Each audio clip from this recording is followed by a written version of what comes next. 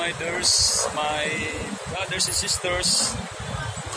Guys, ito ngayon guys, tulay guys.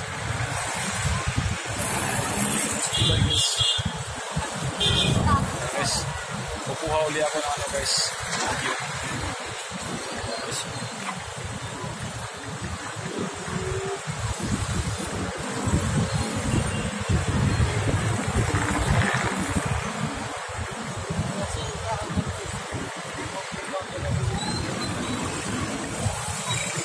Ito guys, oh. Wow, napakaganda sa panahon guys. Makakuha tayo ng magandang view ngayon guys, oh. Dahil napakaganda panahon. Yan. Pangalawang balik ko na to guys. Balikan ko na doon sa pinagalingan ko. Part 2.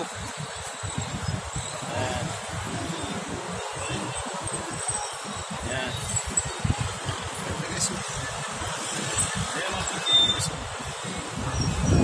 Secure yan.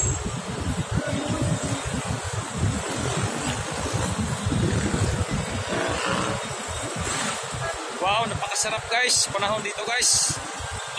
Malamig. Ganito guys ang malikha ng Diyos guys. Nakikita natin, napapakinabangan natin ang mga gawa ng Diyos. Lahat ng ito guys nakikita natin ay likha ng Diyos ito. Mapatao man, mapahayop man, lahat na yan guys ay likha ng Diyos guys. Walang tayong likha sa daigdig ito guys, kung hindi ang Diyos mismo ang naglikha. Kaya guys,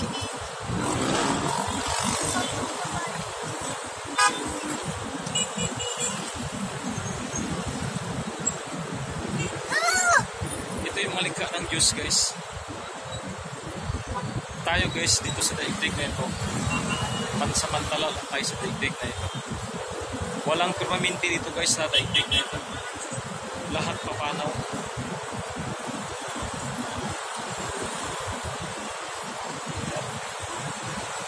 Napakaganda ang nilikha ng Diyos guys. Mga halaman, mga ibon sa himpapawirin, mga sasakyan. Ang daming likha ng Diyos guys. Mga ibon lumilipad. Yan.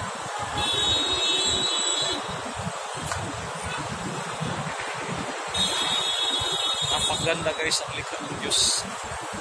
Napakapinabangan natin. Yan. Yan guys yung mga kahoy. Lahat may mga ibon guys sa himpapawirin. Yan. Lahat yan guys, nakikita natin lahat na yan.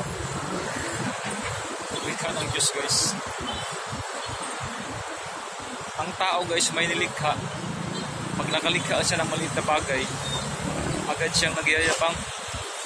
Kasama na ako doon guys. Agad siyang nagyayabang pag nakalikha siya ng maliit na bagay. Pero ang Diyos guys, so nilikha niya ang daigdig. Tapos nilikha niya sulot mga tao, mga halaman. Yan doon guys, so napakaganda guys. Yung ano na yan guys, so nakita nyo yan guys, so yung ano na yan guys, so dagat yan guys. Ayan.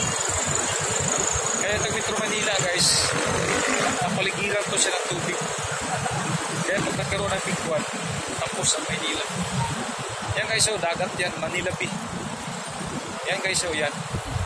Ang laki yan guys, so hanggang doon yan guys, so paikot yan guys, Manila Bay yan. Yan. Kaya kung nagkatotoo yung sinasabi lang bigwan, tapos ang maligayang araw ng tao, pero huwag naman sanang mangyari yan. Kasi ano guys, paikot yan guys hanggang doon. Hanggang doon paikot yan. Tapos papuntang Cavite. Kaya ito Metro Manila guys, sa totoo lang, napaligiran to siya ng tubig. Kaya pag nagkaroon ng tsunami, tapos ang maligayang araw ng tao. Yan guys, dagat yan guys, dagat. Ano yung dagat yan guys? Inaari yan guys ng mayayaman. Pag nandun guys, paikot yan. Ang tawag niyan dito guys, Manila Bay.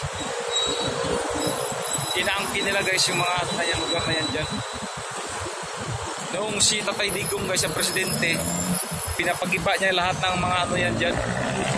Ayaw niya yung angkinin ng pamayanan kasi yung mga area na yan. Ngayon, bumalik na si iba na presidente. Kaya nang nangyari guys, so, kinuha uli ng mga mayayaman.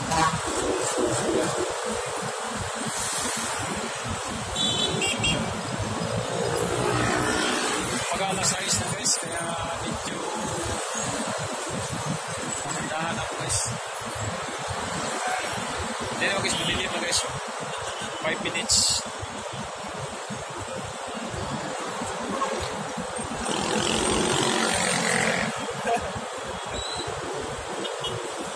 Nakapag-vlog naman ako sa araw nito guys. Noong December guys, nag-vlog ako dito noong December. December 24, December 22.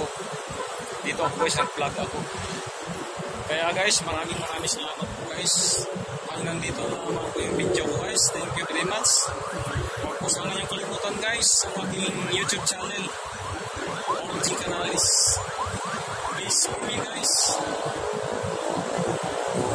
Supportahan po niyo yung YouTube channel ko guys. Thank you very much. God bless you guys. Bye bye.